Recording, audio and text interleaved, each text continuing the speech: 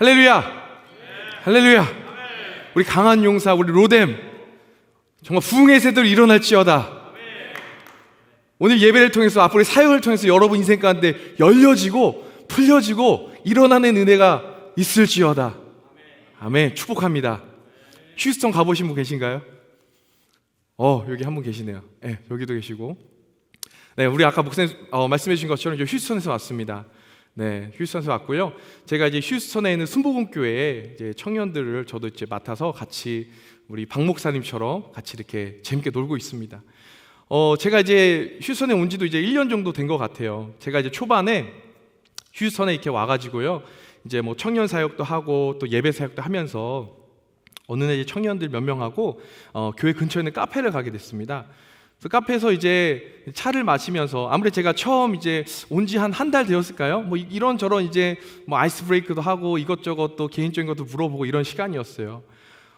근데 옆에 있던 한 자매는 계속 그냥 보통 이제 빨대 보면은 빨대 겉에 종이가 이렇게 쌓여져 있잖아요. 그 종이를 이렇게 계속 이제 빼가지고 잘라가지고 뭘 이렇게 만들고 있는 거예요. 그래서 저는 이제 대화를 하고 싶은데 그 자매는 한마디도 하지 않는 겁니다. 네, 그래서 이제 카페에서 이야기를 다 마치고 이제 자리에 일어나려고 보니까 이제 그 카페 테이블 위에 그 자매가 아까 종이 막 뜯었던 거 그걸로 뭐 집 모양을 하나 만들어 놨더라고요. 이렇게 그림처럼. 제가 그것을 보면서 야, 이거 빨대 그냥 종이 뜯어가지고 쓰레기통에 넣으면 그만인데 이거를 뜯어가지고 이렇게 제 눈에 보기에는 되게 멋진 게 집 모양 하나 이게 디자인이 만들어진 거예요. 그래서 그것을 보면서 와, 이 버려질 종이도 누구의 손에 잡혀지느냐에 따라서 이렇게 멋진 디자인이 될 수도 있겠구나 라는 이제 깨달음이 좀 있었습니다. 여러분 앞에 보시는 사진을 한 장 보실 텐데요. 여러분 이 사진은 어떻게 뭐라고 생각하십니까? 뭐와 비슷하게 생긴 것 같아요? 아시는 분도 있을 거고요. 네, 이 작품은 그 모마에도 있던데, 그 피카소의 황소머리라는 작품입니다. 어느 날 이 피카소가 이제 길을 걸어가다가 자전거가 있는 거예요. 고철덩어리 자전거가 이렇게 있는 겁니다. 뭐 그냥 버려진 자전거예요. 근데 피카소잖아요. 대가는 좀 다른 것 같아. 딱 보더니 안장을 떼어내고 핸들을 떼어내가지고요. 이걸 어떻게 만들더니 황소머리라는 작품을 만들게 된 거예요. 놀라운 사실은 이제 50년이 지나고 런던의 한 경매장에서 이것이 팔렸는데요. 무려 얼마지? 293억 원이라는 가격에 낙찰되었다고 합니다. 야, 놀랍지 않습니까? 버려진 자전거, 이 고철 덩어리가 피카소라는 그 대가의 손에 잡히니까 이런 작품이 됐다라는 거예요. 여러분, 우리 인생도 마찬가지인 것 같아요. 때로는 우리 인생이 볼품없어 보일 때가 있어요. 내 인생이 그냥 폐품 같은 인생, 세상도 나를 버린 것 같고 난 아무 가치가 없는 것 같아. 혹시나 이런 생각을 하시는 분들이 있을지 모르겠습니다. 그런데요, 여러분 기억하셔야 되는 것은 우리가 만약에 전능하신 하나님의 손에 붙잡힌다면은 우리의 인생도 우리 홍 목사님 한번 말씀하셨는데 정말 그 어떤 맨하탄의 밝은 빛보다 빛나는 인생이 된다는 사실 여러분 아십니까?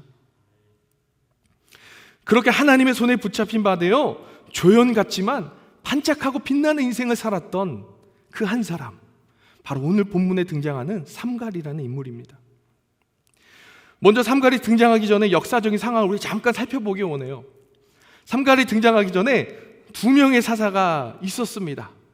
삼갈이 세 번째 사사였어요. 첫 번째 사사는 온니엘이었고요. 두 번째 사사는 에훗이라는 사람이었습니다. 에훗, 먹는 거 과자 이름 아닙니다. 사람 이름입니다. 에훗. 자, 그 결과 두 번째 대사사였던 에훗이 에글론 왕을 죽이고 모압 사람들의 손에서 이제 이스라엘을 구원하는 거예요. 그 다음에 그 결과 사사기 3장 30절에 보니까 이스라엘이 80년 동안 평안했다라고 기록하고 있습니다. 우리가 창세기부터 여호수아까지 보게 되면요, 그 이스라엘 이제 아브라함을 이제 본토치죠 아비집에서 불러내셔가지고 하나님이 원하셨던 그 하나님의 모델 나라를 만들기 원하셨어요. 그래가지고 하나님께서 리더를 세우시는데 우리가 잘 아는 것처럼 홍해를 갈랐던 누구요? 모세, 그리고 뭐 여호수아 이런 이제 리더들이 있었던 거예요. 이스라엘 백성들 이끌었던. 그런데 이제 눈의 아들 여호수아가 죽고 난 이후에 눈에 보이는 리더는 없었습니다. 그러나 기억하는 것은 하나님은 여전히 이스라엘의 왕이셨다라는 사실이에요. 그렇게 모세오경에서 하나님께서 말씀하시고 기대하신 하나님의 나라로 이스라엘 백성이 나가기를 원했습니다. 그러나 우리가 잘 아는 것처럼 이스라엘 백성들은 반복적으로 우상을 섬깁니다. 하나님 앞에서 죄를 짓습니다. 하나님 마음을 아프게 하는 거예요. 이스라엘 백성이 우상 숭배에 빠지고 죄를 짓자 그때마다 하나님은 이스라엘 백성을 사랑하니까, 그 백성들이 하나님께로 돌아오기를 원하니까 블레셋, 가나안, 미디안이라는 이방 민족들을 사용하셔서 이스라엘을 막 이제 괴롭히는 겁니다. 그러면 이스라엘은 고통 속에서 하나님, 나 좀 살려주세요. 나 너무 힘들어요. 라고 이제 부르짖고 기도할 때마다 하나님은 감사하게도 사사를 보내주시는 거예요. 그리고 나서 그 사사를 통해서 이스라엘을 다시 구원해 주십니다. 자, 구원해 주시면 그 구원에 감사하면서 하나님만 섬기고 하나님을 찬양하면서 그걸 살아야 되는데 어떻습니까? 이스라엘 백성들은 또 우상 숭배에 빠지게 됩니다. 이렇게 평안한 시대에 잘 살다가 또 우상을 섬기고 이제 또 타락하고 그러자 하나님께서 또 이방 나라를 통해 심판하시고, 그러니까 너무 힘드니까 이스라엘 백성들이 하나님 나 좀 살려주세요 기도할 때마다 또 하나님 사사를 보내주시고, 우리는 이것을 이제 보통 신학적으로 사사기 사이클, 저치 사이클이라고 합니다. 어쨌든 이런 이제 상황 속에서 사사기의 사사들이 몇 명인가 세보니까 총 12명인 거예요. 12명. 자, 이 말은 무슨 말입니까? 12번이나 이스라엘 백성들이 계속 하나님 말씀에 순종하지 아니하고 계속 우상을 섬기고 그랬다는 거예요. 자, 그래서 이를 보면 이스라엘 백성들이 하나님 앞에서 얼마나 많이 불순종했는지 알 수 있습니다. 제가 상상을 해봤어요. 내가 만약 하나님이라면 어땠을까? 우리 그런 거잖아. 3, 3번. 3번은 참을 수 있잖아. 근데 4번, 5번째는 못 참고 그냥 다 쓸어버렸을 것 같은데, 우리 하나님은, 우리가 생각하는 구약의 하나님은 막 심판하시고 막 그냥 죽이시고 이런 하나님인 것 같지만 결국의 본질은 하나님은 사랑이시라. 그 사랑의 하나님은 어떻게 해서든 이스라엘 백성을 구원하시기 위해서 어떻게 합니까? 사사들을 보내주시고 이스라엘 백성들을 어떻게 해서든 구원하시려는 그 하나님의 사랑을 우리가 볼 수 있다는 겁니다. 오늘 본문에는 나와 있지 않지만 이런 패턴을 볼 때 에후 시대에 80년간의 이제 평화가 있었다고 합니다. 그런데 이스라엘이 또 하나님 앞에 죄악을 저질렀던 것 같아요. 그러자 이번에는 블레셋 사람이 이스라엘을 괴롭히기 시작합니다. 그리고 바로 이때 사사로 부름받은 사람이 오늘 우리가 살펴볼 삼갈이라는 인물입니다. 우리는 사실 성경은 이 삼갈이라는 인물을 자세히 기록하지 않았기 때문에 우리는 그가 누구인지 사실 정확히 알 수 없습니다. 사실 사사기에서 삼갈에 대해서 이야기하고 있는, 아니 성경 전체에서 이 삼갈에 대해서 이야기하고 있는 이 절은 사사기 3장 31절 그리고 4장인가요? 거기에 딱 한 절 나와 있는데 그 2줄밖에 없어요. 그래서 우리가 추적하기가 힘들지만은, 그러나 이제 구약학자들이 고대 근동 문서들을 통해서 삼갈이라는 이름을 막 이제 추적해 본 거예요. 그러자 이제 발견한 거지, 삼갈은 바로 그 당시에 후리한 사람이었대요. 그러니까 즉 이스라엘 백성 중에서 사사가 된 것이 아니라 이방이었더라는 것입니다.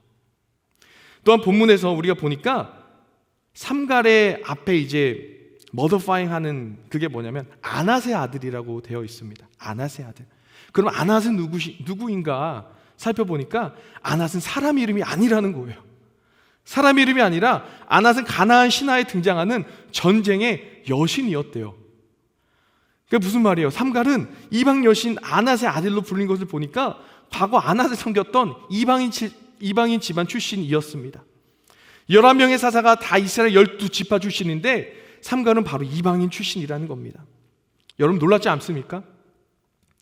더욱이 더 놀라운 것은 이 삼갈이요, 우리 본문 3장 31절 다시 한번 읽어볼까요? 제가 한번 읽어보겠습니다. 에후투에는 아낫의 아들 삼갈이 있어. 자, 블레셋 사람 600명을 죽였는데요, 뭘로 죽였습니까? 소모는 막대기로, 소모는 막대기 하나로 블레셋 사람 600명을 죽였고 그도 이스라엘을 구원하였더라. 여러분, 우리는 이 짧은 정말 이 한 절의 말씀을 통해서 두 가지의 영적 중요한 사실들을 우리가 이 시간에 깨닫기를 원합니다. 첫 번째는 나 같은 사람도 하나님께 붙잡히면 위대하게 쓰임받을 수 있다는 사실이에요. 삼갈이 이방인이었잖아요. 그것도 이방신을 섬겼던 집안에서 자란 인물이었습니다. 그런 그가 어떻게 하나님을 만났는지 성경에서 기록하고 있지는 않아요. 그러나 분명히 삼가는 하나님을 만났고 사사로 부르심을 받게 되었습니다. 그리고 하나님께 쓰임받은 인물이었습니다. 이방인이었던 삼갈이 하나님께 쓰임받은 것입니다. 우리가 기억해야 할 것은 하나님은 좋은 배경에 잘 준비된 사람도 쓰십니다. 그러나 반대로 우리가 흔히 얘기하는 학연, 지연, 혈연 이런 거 아무것도 없고 정말 소위 흙수저라고 얘기할지라도 다른 사람들에게 보기에 부족한 사람이라 할지라도 우리 인생에 하나님께 붙잡힌 바 되면 하나님께서 사용하신다라는 거예요. 우리가 하나님을 만나고 부르심을 받을 때 어느 누구에게 부끄러운 과거가 없겠습니까? 저도 마찬가지입니다. 우리의 부끄러운 과거는 그러나 하나님 앞에서 문제가 되지 않다라는 거예요. 우리 바울을 보십시오. 바울도 예수 믿는 사람들을 감옥에 넣는 그런 죄인 중에 괴수였지만은 정말 기독교 역사상 정말 너무나도 훌륭하게 하나님께 위대하게 쓰임받은 인물이었다는 것을 우리는 기억합니다. 오늘 삼갈도 우상을 섬기는 환경에서 자랐지만 하나님께 부르심받고 하나님의 능력에 사로잡히니까 이스라엘을 구원하더라는 겁니다. 우리의 부족하고 부끄러운 과거에 매여 나는 쓰임받지 못할 거야 라고 단정해서는 안 됩니다. 내가 우상을 숭배하는 가정 환경과 그런 여러 상황 속에서 성장했을지라도 내가 과거에 어떤 부끄러운 죄를 범했을지라도요, 오늘 이 시간에 예수의 은혜가 나를 붙잡으면 예수의 보혈이 과거의 그 목보다도 검은 죄를 희게 우리를 거룩해 하는 줄 믿습니다. 하나님의 사랑이 나를 사로잡으면 나의 상처가 간증이 되고요, 나의 상처가 사명이 되는 줄 믿습니다. 예수의 은혜가 나를 끌어안으면 나같이 초라하고 연약한 사람일지라도 하나님께서 위대하게 사용하신다라는 거예요. 삼갈의 인생을 볼 때 생각나는 한 소년이 있습니다. 삼갈처럼 그 소년의 집안은 여전히 우상을 숭배하는 집안이었어요. 그 우상 숭배하는 집안에서 매일 제사가 되면은 이제 우상에게 절하고 그런 정말 심각하게 우상을 섬긴 집안이었습니다. 그런데 어느 날 그 소년이 어떤 친구의 전도를 받아서 교회에 가게 됩니다. 그리고 그 소년은 이제 고등학교 2학년 때 하나님을 만나게 돼요. 성령을 받게 됩니다. 그리고 나서 그 소년의 마음에 한 가지 간절한 소망이 생겼는데 그것은 뭐였냐면 바로 믿지 않는 내 아버지, 믿지 않는 내 엄마, 그리고 큰 누나, 작은 누나, 그리고 내 동생들이 교회에 나가서 나처럼 하나님을 만나고 하나님의 자녀가 됐으면 좋겠다라는 간절한 소망이 그 안에 생긴 겁니다. 어떻게 보면은 그 소년의 눈에는 그들이 영적 블레셋, 정말 그 진을 파해하는 영적 블레셋처럼 보였을지 몰라요. 그래서 그 소년이 그때부터 기도하러 17살의 소년이 그 당시에 삼각산이라는 곳에 올라갑니다. 근데 그 당시에는 통금 시간이라는 게 있었기 때문에 밤에 기도하러 올라가요. 그런데 11시, 12시가 됩니다. 근데 그때 내려오지 못하는 거예요. 새벽 5시 이후에만 내려올 수 있는 겁니다. 그래가지고 그때까지 어떻게 해요? 그냥 어디 바위 위에서 아니면 어디 산의 어떤 한 곳에서 정말 쭈그려 앉아서 무릎 꿇고 하나님께 기도하는 거예요. 우리 가정을 살려주십시오. 우리 가정이 하나님 있는 집안 되도록 주님 도와주십시오라고 기도하는 겁니다. 어느 날은 비가 와요. 그래서 그 소년은 우비를 챙겨 들고 이제는 그 우비를 써가면서 그렇게 하나님 앞에 기도하기 시작합니다. 그렇게 기도하면서 몇 날 며칠을 보냅니다. 그리고 내려오는 길에 누나 집이 있었던 거예요. 결혼한 누나 집. 그리고 그 누나의 집에 찾아가서 누나에게 막 전도하는 거예요. 누나, 우리 예수님 믿어야 돼. 예수님 믿지 않으면 우리 집안 소망이 없어. 우리 다 예수 믿지 않으면 구원받지 못하고 우리는 지옥 가게 될 거야. 우리 예수님 믿자. 누님한테 계속 얘기를 하는 거예요. 몇 날 며칠을 그렇게 얘기하자 그 형님, 그 누님의 남편 되신 사람이 제 동준이 자꾸만 예수님 이야기 하려면 오지 말라 그래. 기분 나쁘다는 거예요. 막 그렇게 거부를 당하자 이제는 내려가서 문패 손을 얹고 하나님, 우리 누나의 집을 구원시켜 주십시오라고 기도하기 시작했습니다. 쉽지 않은 날들이었지만은 하나님은 17살이었던 그 소년을 붙잡아 주시고 그 기도를 하나님께서 들어 응답하여 주시니까 철옹성같이 닫혀있던 가족의 마음의 문이 열리기 시작했습니다. 그렇게 누님, 동생들, 아버지까지 하나님을 만나기 시작했고요. 그렇게 그 소년의 기도로 소년을 붙잡아 주심으로 그 영적 블레셋의 진들을 하나님께서 물리쳐 주시고 그 가정을 구원해 주셨습니다. 그래서 지금은 이제는 정말 그 소년의 막 누나가 막 권사님이 되고 동생들이 이젠 선교사 목사님이 되고 막 이런 역사가 일어난 거예요. 그 소녀는 누구일까요? 바로 저희 아버지의 이야기입니다. 네, 저희 아버지가 그렇게 계속 이제 말씀해 주시는데 제가 그 말씀을 이 삼가를 볼 때마다 아버지가 생각나더라는 것입니다. 패러프레이즈를 해봅니다. 한 소년도 정말 하나님께 강한 팔로 그 소년을 은혜로 붙잡아 주시니 우상 집안에 홀로 신앙을 지키던 그 한 소년도 그 가정을 구원하였더라. 할렐루야. 아멘. 삼갈의 인생을 통해 깨닫는 두 번째 영적 레슨이 있습니다. 바로 내 하찮은 것도 하나님이 붙잡아 주시면 위대하게 쓰임 받는다라는 거예요. 여러분, 삼갈에 대해 살펴보면 우리 놀라게 하는 게 또 하나가 있는데요. 바로 그가 적과 쌓았던 무기예요. 무엇으로 블레셋 그 600명을 이었다고요? 소모는 막대기. 그 막대기 하나로 그 당시에 정말 최첨단의 무기를 장착하고 있던 블레셋 군인들 무려 5명, 10명도 아니에요. 600명을 물리쳐 이겼다라는 겁니다. 당시에 발견된 유물이나 자료를 보면 소모는 막대기는 둘레가 1.5cm 정도 되고요, 길이가 2.4m 정도 이제 된다고 합니다. 그런 이제 단단한 그냥 막대기였어요. 그 끝에는 소들을 자극하여 전진하게 하거나 이제 방향을 돌리게 하는 뾰족한 이제 금속 조각도 있었다고 합니다.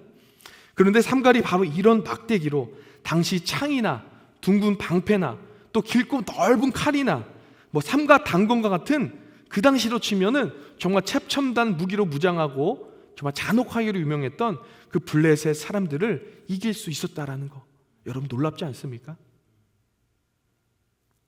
그러나 분명은 오늘 이 시간에 본문은 분명히 말씀하고 있습니다. 삼갈이 소모는 막대기로 블레셋 사람 600명을 죽였고,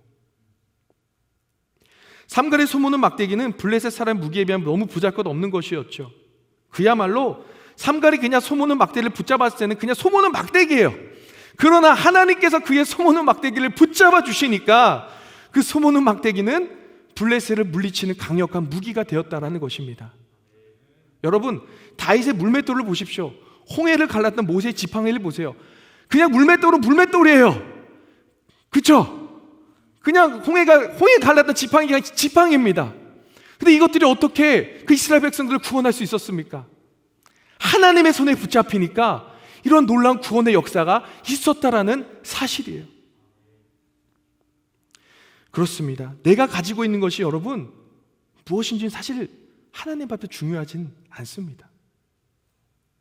그것이 아무리 하찮은 것일지라도요, 그것보다 더 중요한 것은 내가 무엇을 갖고 있느냐, 이게 중요한 것이 아니라 누가 그것을 붙잡고 있느냐, 누가 그것을 붙잡고 있느냐, 이것이 우리에게 중요한 거예요.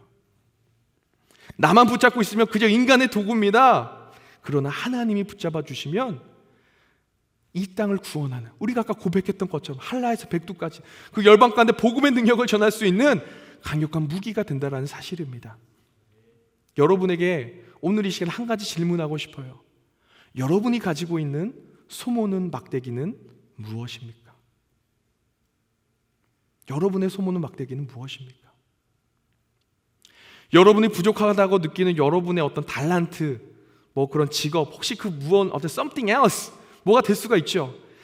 세상에는 우리가 싸워야 할 영적 블레셋들이 많습니다. 내가 전도할 사람들이 있고요, 내가 품어야 할 어떻게 보면 가족들, 친구들이 있을 수 있습니다. 학교와 가정 그리고 사업장에서 겪는 어려움들이 얼마나 많이 있습니까? 아픈 몸을 이끌고 또 신앙생활을 방해하는 여러 가지 유혹들도 있고요, 여러 가지 정말 방해들이 많이 있습니다. 그들 앞에 서면 내가 가지고 있는 이 볼품없는 소모는 막대기로 무엇을 할 수 있을까 낙심할 때가 참 많이 있지 않습니까? 그러나 우리가 오늘 이 시간 다시 한번 삼가를 보기 원해요. 내가 가지고 있는 것을 하나님께 드리고 하나님께 붙잡힌 바 되면 그의 삶은 열리게 되어 있다는 사실이에요. 하나님께 붙잡히게 되면 묶였던 것이 풀어지는 역사가 있다는 사실입니다. 여러분의 그 소모는 막대기가요, 그냥 내가 잡고 있는 것이 아니라 하나님의 손에 붙잡힐 때, 하나님께 내어드릴 때에 그것이 바로 나도 살리고 남을 살리는 놀라운 하나님의 도구로 사용된다는 것이에요. 제가 휴스턴에 오기 전에 생각을 해봤죠. 나에게 소모는 막대기는 무엇일까? 이제 청년 사역에 대한 이제 부르심을 받고 제가 2번을 거절했어요. 아무리 생각해도 나는 청년 사역할 사람이 아닌 거예요. 일단 첫 번째, 전 너무 진지해요. 너무 진지해. 그래서 도저히 안 될 것 같아. 근데 이제 3번째 콜링이 왔으니 이건 도저히 거부할 수가 없는 거예요. 하나님, 내가 청년들과 무엇을 할 수 있을까요? 기도했습니다. 그래서 한 가지 키워드, 예배였어요. 왜냐하면 예배가 없대요. 청년들이, KM 청년들이 한 명도 없대요. 그래서 일단 예배를 세우자, 그런 이제 마음을 갖고 이제 휴전에 가게 됐는데, 글쎄요, 그냥 가면서 또 생각한 것이, 소모는 막대기가 하나 있다면 그냥 제 얼굴, 제 외모, 장난입니다. 너무 진지하게 그렇게 또 받아주시면 제가 당황스럽습니다. 할렐루야. 자, 제가 이제 예배를 세워야 되겠다 하고 이제 조금 이제 친해진 다음에 제가 임시 리더십을 뽑아가지고 한 2달 정도 지났으니까 우리 예배를 세우자 이렇게 얘기를 했어요. 본당 가서 우리 예배 드리자. 전 당연히 아멘, 네 목사님 그렇게 할게요, 그렇게 나올 줄 알았는데 갑자기 이제 반응이 차가운 거예요. 목사님, 우리 준비 기도를 더 해야 될 것 같아요. 아직은 우리 예배 드릴 지금 때가 아닌 것 같습니다. 그리고 무슨 본당이에요, 지금 우리 얼마 지금 5명도 안 모이는데 우리 그냥 저기 작은 방에 가서 모이죠. 이런 얘기를 듣는데 기분이 확 상한 거예요. 목회자로서의 제가 뭐 꼰대는 아니지만은 그러나 막 권위가 실추되고 막 자존심이 상하고, 그래가지고 너무 열받아가지고 그 앞에서 막 제가 또 막 화가 나면 얼굴을 감출 수가 없어요. 포커페이스가 아니라 얼굴 빨개지고 막 이러고 청년들 분위기 싸해지고, 그날 밤에 이제 아내한테가 막 대화하면서 우리는 이곳에 더 이상 있으면 안 될 것 같다. 하루빨리 아닌 곳을 빨리 사임하고 가는 게 좋을 것 같다라는 얘기를 하면서 이제 그렇게 심각하게 제가 좀 상처를 받았던 적이 있습니다. 근데 이제 그때 그래도 내가 목사인데 내가 강하게 밀어붙일까? 막 그런 생각을 했는데 그냥 기도했어요. 하나님 어떻게 할까요? 근데 이제 하나님께서 이제 제 감정을 막 이렇게 추스리게 해주시고 이제 기도하고 또 기도하는데 그냥 엎드렸습니다. 하나님 나를 붙잡아 달라고, 미치겠다고. 근데 어떻게 시간이 지나면서 그 시간을 넘어가게 하시고요. 그리고 정말 하나님의 때에 청년부시에서 예배가 드릴 수 없을 정도로 청년들이 모이기 시작한 거예요. 그러자 어느 청년이 먼저 얘기를 한 겁니다. 목사님, 우리 이제 본당 가서 예배 드리죠. 네. 그래서 본당에 드디어 가게 되고 지금 이렇게 좀 아름다운 정말 예배당에서 예배를 드릴 수 있게 되었습니다. 뭐 제가 잘나서 그런 것이 아닙니다. 그냥 저는 정말 사실 소문은 막대기도 없었어요. 내가 잘한 거 아무것도 없었습니다. 그냥 하나님 나 좀 붙잡아 주십시오. 내 감정 좀 추스릴 수 있도록 붙잡아 주십시오. 그렇게 정말 기도하고 엎드리는 것밖에 없었습니다. 그리고 또 시간이 지나서 수련회를 가게 돼요. 저희가 2박 3일로 이제 겨울에 리트릿을 다녀오게 됐는데 첫째 날에 이제 게스트 스피커가 아무래도 저희 규모가 작다 보니까 제가 이제 다 하게 됐거든요. 첫째 날에 예배를 저는 잘 드렸고 나는 정말 성령 충만해, 아주 예배를 잘 드린 것 같아 했는데 갑자기 이제 예배가 끝나고 나서 청년이 제 옆구리를 이제 쿡쿡 찌르면서 어떤 자매가 목사님, 오늘 예배 뭔가 2%가 부족한 것 같아요. 우리 기도가 좀 너무 부족한 것 같아요. 뭐 하늘의 문이 더 열려야 되는데 한 반쯤밖에 안 열린 것 같다고 막 그러는 거예요. 갑자기 막 화도 나고 열도 받으면서 이거 어떻게 해야 되지? 나는 스스로 정말 예배 너무 좋았다고 생각했는데 청년들은 그게 아니었다라고 막 얘기를 하는 겁니다. 그래가지고 정말 그때는 그냥 하루 마치고 빨리 집에 가고 싶더라고요. 둘째 날을 인도할 자신감이 없는 거예요. 그리고 막 화도 나는 거예요. 아니 제가 뭔데 왜 목사님 나한테 왜 저런 얘기를 하는 거지? 막 이런 또 생각도 들면서, 그래서 그때 막 이제 저녁에 화장실에 샤워하면서 막 이런저런 화를 추스리고 있는데 성령님이 저한테 이제 어떤 감동의 이제 메시지를 주는 것이, 그때 이제 저희의 수련의 주제가 Greater Grace, 더 큰 은혜였거든요. 이제 하나님 저에게 말씀을 주신 것이, 너는 왜 더 큰 은혜를 사모하지 않느냐, 이런 이제 도전을 주시는 거예요. 그러니까 생각해 보니까 제가 첫째 날 그렇게 최선을 다하지 못했던 겁니다. 그리고 정말 청년들은 정말 사모함이 너무나도 큰데 저는 그만큼 되지 못했던 거예요. 그래서 그날 다시 주님께 기도하면서 하나님 나를 붙잡아 주십시오. 정말 내가 가지고 있는 메시지, 이것들 갖고 우리 청년을 구원하지 못합니다. 정말 사모함을 갖고 있는 청년들을 변화시키지 못합니다. 하나님 정말 소문의 막대기 정말 주님 붙잡아 주세요. 주님 이것으로 정말 우리 청년들 변화시켜 주십시오. 간절히 기도하면서 엎드리기 시작했어요. 그리고 나서 이제 2번째 날 집회가 시작이 되고 잘 맞춰지게 됐습니다. 하나님 은혜로 잘 맞춰지게 되고요. 물론 그 예배를 받으시는 분은 하나님이시고 그 예배를 우리가 눈으로 판단할 수는 없지만은 그 청년들이 그런 얘기 하는 거예요. 목사님, 제가 지금 평생에 살아오면서 이렇게 정말 청년들과 뜨겁게 예배 드려본 적이 없습니다. 너무 좋았다는 거예요. 그리고 막 예배 드리는 중에 막 비명소리가 2명에서 비명소리가 막 들린 거예요. 막 기도하다가 막 통성 기도하다가 비명소리 한두 번 들리면 이제 그 예배 성공한 거잖아요. 할렐루야. 우리 또 순복음 교단이기 때문에 막 성령의 불이 떨어지고 막 그런 게 있어요. 예. 여러분 너무 심각하게 또 받아들이시면 안 됩니다. 네, 우리 성령 세례 받는 거 다 성경적인 거 아시죠? 할렐루야. 네, 막 그런 역사가 일어난 거예요. 뭐 제가 잘나서 뭐 제 자랑하는 것이 아니라 정말 저에게 그냥 소모는 막대기였어요. 정말 보잘것 없는 볼품 없는 저를 그냥 하나님께 정말 드리기로 정말 스트러글링하고 몸부림치니까 하나님께 불쌍히 여겨주시고 우리 청년들을 보듬어 주시고 그 가운데 하나님께 큰 은혜를 주셨다라는 사실입니다. 여러분, 삼갈은요 우상 숭배하던 집안의 아들이었고 가지고 있는 것이라곤 소모는 막대기 그거 하나밖에 없었습니다. 그랬던 그도 하나님의 손에 붙잡히니까 하나님 나라의 위대한 12명의 사사 중 한 명이 되었다라는 것입니다. 오늘 본문 말씀 한 번 더 보여주시면 감사하겠습니다.